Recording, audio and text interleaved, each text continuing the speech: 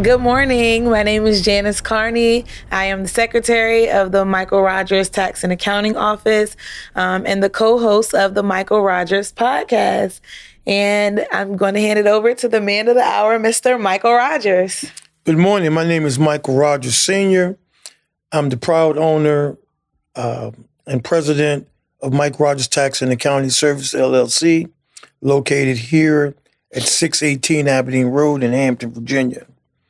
Our first topic this morning, we're going to discuss inflation and how it affects our households from a microeconomic standpoint. First of all, I would like to share that the federal government, the Federal Reserve, got it wrong. They were trying to slow down inflation, but unfortunately, by increasing the interest rate, they helped to exacerbate the tightening of money, the increasing of interest rates, people being skeptical about buying a house now because the interest rates are creeping up, and folks have to borrow at a higher rate for the same properties that they desired to purchase 3 to 6 months ago. The CPI, Consumer Price Index, the cost of gasoline, the cost of eggs, bread, Yes. and other necessities are just running amok. And we definitely going to have to do something about this inflation, whereby my thoughts are to help curtail the inflation, we must reduce the interest rate and give people more of an incentive to borrow money so we can stabilize the economy. What about all the government programs? I think if they reduce how easy it is to get all that government assistance and reduce anybody can get it. People forge pay stubs and things like that. And they just make it easy for anybody to get it. And then taxpayers and people who are helping themselves the way that they should be are falling short because they're the ones that suffer from the price increase, not those that get food stamps and things like that, because from the government they get and that's what they use. Well, you make a good point there. However, the government subsidies are designed to help low to moderate income people, as long as they don't supersede a particular economic threshold. So there is assistance. But the question is, how long would the assistance last? Does government give them a 12-month, 24-month, 36-month window? Or because, of course, you cannot be on that system indefinitely. But, yeah, that long-term being on the assistance, even for programs like housing, the wait lists are 5 and 10 years long. And then they open it up for more people to get on the wait list when they haven't even been able to house the ones that are already on the waiting list. And then there are people who have been on it for years and years and years who they're just comfortable and content. You could live in luxurious housing off of the government because they pick up so many properties and so many things have changed. They do need to give a window. They need to give a cutoff. They need to give, you need to be able to show that you're actively doing something to better yourself and not just taking. This is correct. Well, in my opinion, COVID somewhat made people kind of lazy because government. Having trouble understanding the new tax laws, trying to configure a new 6 to 12 month plan, or just having anxiety on what, where, and how, or what numbers or what, or do not understand the numbers. Here at Michael Rogers Tax and Accounting Services, come in and get your free consultation today. Just relax, we'll do your tax.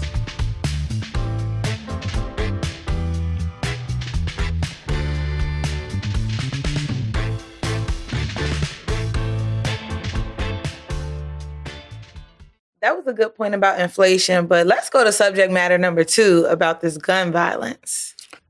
Gun violence in America is running amok. It's a sad day in America that we have children in middle school, now in elementary school, a 6-year-old first grader shot his teacher in the classroom. We're going to have to do something to protect the teachers and other school administrators from this type of violence. We're trying to open up a dialogue to come up with some viable solutions, and we are open to anybody that can give us a concrete solution or something that we think is a concrete solution so we can eradicate this problem. And I honestly think that the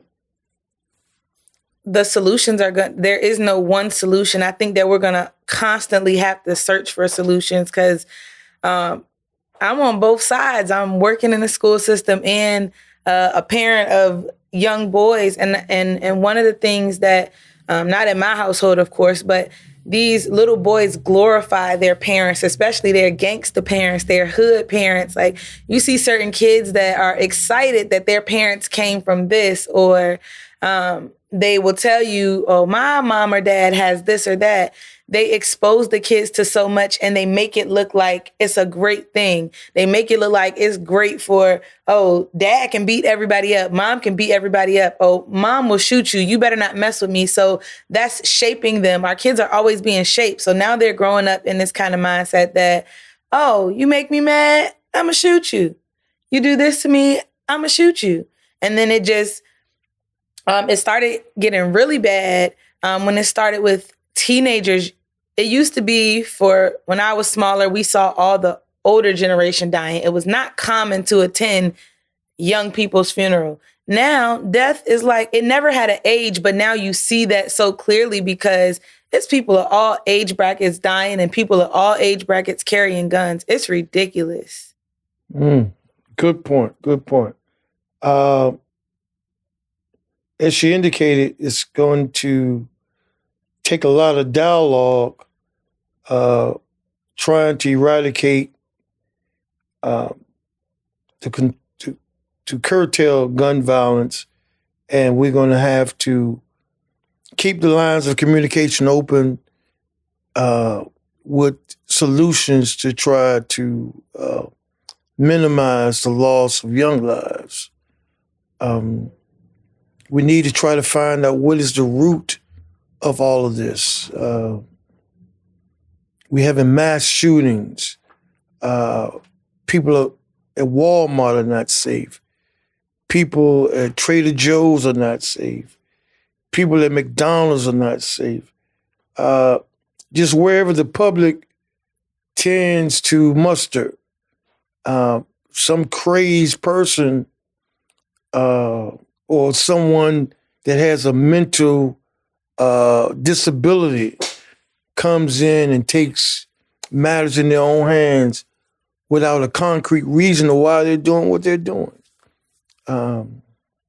It's a sad day in America, and we're going to have to get a handle on this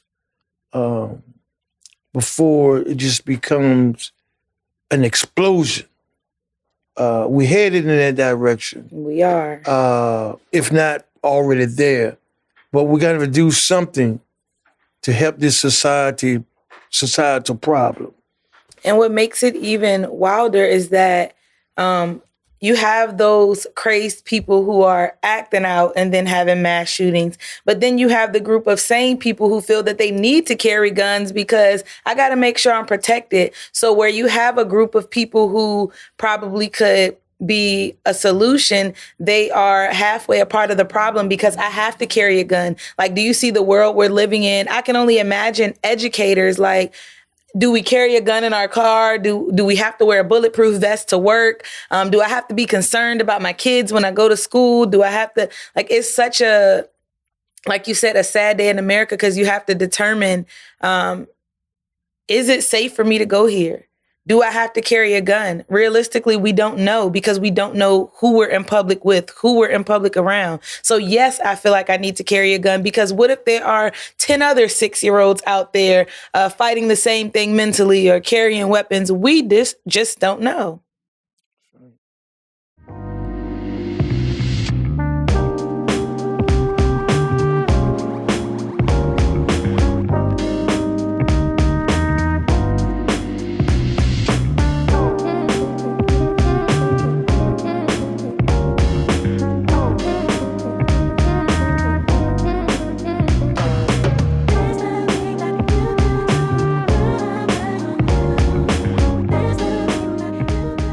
Back again. Right. So do you think that teachers should be armed? I'm kind of cross between that. But they got the teachers must be able to protect themselves. And because the kids, they coming in there, if the teacher reprimands them in front of the class, they feel some kind of way, so they go home, I'm going to get that teacher the next day. And they don't come back talking to the teacher. They come back to take the teacher out. Mm-hmm. And what type of recourse does the teacher have? But to try to protect themselves by saying, okay, I'm going to have my piece too. You know, if I see you coming to hurt me, I might have to take you out first. I don't know. It's just it's a judgment call. It is, and it's a sticky situation and because anybody with a gun sometimes might think too fast in a moment. They could be going through something at home. Like you never know where their mind is. So out of nowhere, if I do have a gun and this child is, you getting ready to shoot me, am I going to pull out and just shoot a 6-year-old because they're getting ready to shoot me? It's very sticky. As the word of God says, we're living in perilous times right now. Mm. And the teachers' roles are to come to school and educate the kids. But unfortunately, they have to discipline the kids.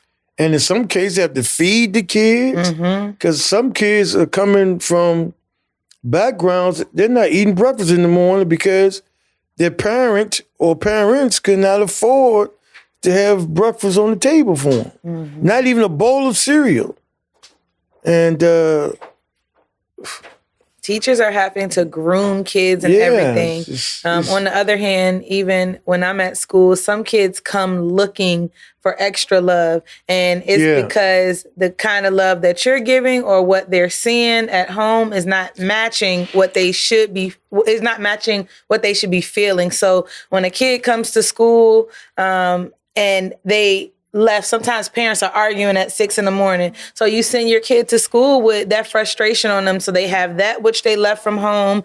You don't know if mom or dad is safe. It triggers so many other emotions. And then to come to school and deal with all the extra. I graduated from high school, Hampton High School, 1976. But I'm from the real HHS, Heritage High School, 2011. I just want to throw that out there, Mr. Rogers. It was a kid. He disliked me because I was a better dresser than he was. My mom was a nurse. She was an LPN. She didn't make a lot of money, but she made consistent money. It was a professional occupation, and I always dressed like a banker or some sort, because that's what I wanted to be in my mind. And this kid, he always wore jeans, and he just always had something negative to say to me because my clothes were better looking than his. But me being 15 to 16 years old, I didn't know what his story was at home. Because his brother and my brother had been friends. One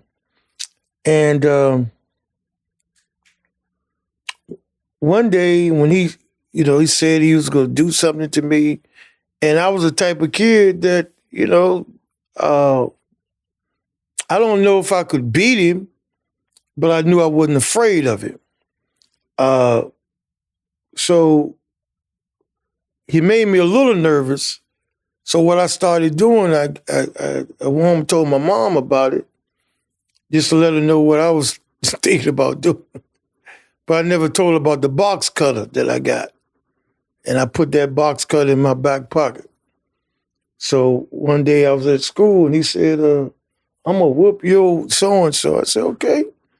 And when you attempt to whoop this so-and-so, I'm gonna take my blade out and I'm gonna cut your ass everywhere but short.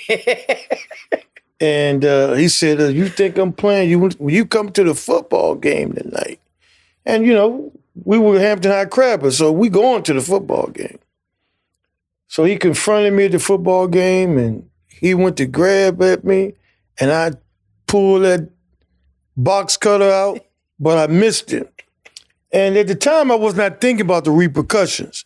I was just thinking about cutting him to let him know that if you ever try to harm my body, it's going to be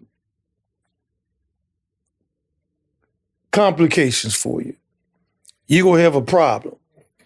But then after that, because we never got to that fierceness of it, I started talking to him. True story. I said, what is it about me that you don't like, bro? I mean, I've never done anything to you. He said, because you always looking all sharp like you going to. I said, I am going somewhere. I'm coming to school to get a quality education because I'm going to be a professional one day. So in my mind, that's where I'm going. And from that point forward, we became friends. So a bullies for reasons even unknown to them. Yeah, I agree. My mom gave me an allowance money every other Friday. Maybe he didn't get an allowance. I don't know. So and people can carry a disdain for you for years. You'll see a person after you out of high school for 1 or 2 or 3 decades, and they'll say, I didn't like you because of such and such. Never had a conversation with you. Yeah. But looking at you from afar and tell you how you are, and they've never had a conversation with you. That's amazing. So bullying has always existed and will always exist. It's just, the question is, what do you do about it? And really, the answer to that is ever evolving too, because of course in schools and stuff, they have all this anti-bullying if you see a bully and things like that. But the number of kids that don't speak up in fear of what's going on now, or the number of kids that are committing suicide because they said something and the right things were not done, or they don't have the proper resources. That's right. I think that a lot of this, the solution is to get kids some mental health help in schools. Like, what kind of support are we checking on the kids? Not just educating them, but asking them, how do you feel today? Or making sure we're looking at them and making sure that how they are supposed to feel is matching what they're looking like. Because most times you can read children's demeanor, you can read how they are, and you can tell who's going through at home. And a lot of the adult staff in school, children just talk. So sometimes it's not even, like you said, you dress nice and you don't know what he was going through at home. He saw your clothes. He don't care about if you just a nice person. He just sees that, hey, you have it better than me. And that makes me upset because why do you get that life? Right. How come you get to have this and I have to look like this? How come your mom makes you? And I wasn't a bully, but I had that mindset as a child. Like, okay, we don't have much. How come you get to change your pair of shoes every day and I got to wear the same shoes all 5 days? Why don't I get that lifestyle? Or why wasn't I dealt those cards for life? Right. That's a great point. Once your taxes done right, you gotta come see Mike. My day begins at 9 o'clock when I enter the building. My administrative assistant is normally here, so Name is LaTanya. Help Mr. Rogers prepare the tax documents. I don't know what we would do without her. Mr. Dale has been my client for about a little over 6 years. He's been a real estate investor for a little over 50 years. He's as good to work with as anybody I've ever worked with. Cornelius and Leah have been a client of mine a little over a year now. Between the two of them, they have 5 businesses. Mike, he's real easy to talk to, down to earth. He doesn't make things complicated. Real estate agents and entrepreneurs run their own business. Here at Mike Rogers Tax and Accounting Services, LLC, we all say, just relax and we'll do your tax. Call Michael Rogers Tax and Accounting, 757-224-7001. All right, Mr. Rogers, you gave me all this good conversation. Is it time to eat yet? Because I'm hungry. Yeah, so where we eating at? The closed down Ruby Tuesday? The closed down Outback? All of them closing down. I don't want the closed down places. I want some upscale stuff. We sedity folks, Mr. Rogers. We can't be eating that. We got to eat up top. No, I'm saying Outback has literally closed. I know. And the Ruby Tuesdays. Two You of know, them. we can go buy those restaurants and make them into our own. How about if we go down to George Restaurant, located at 20 West Mercury Boulevard, Hampton, Virginia? How about we go there and get some food now? Yeah. Let's do that. And y'all meet us there after y'all watch this. Peace. Yeah. We can close down and go over there right now.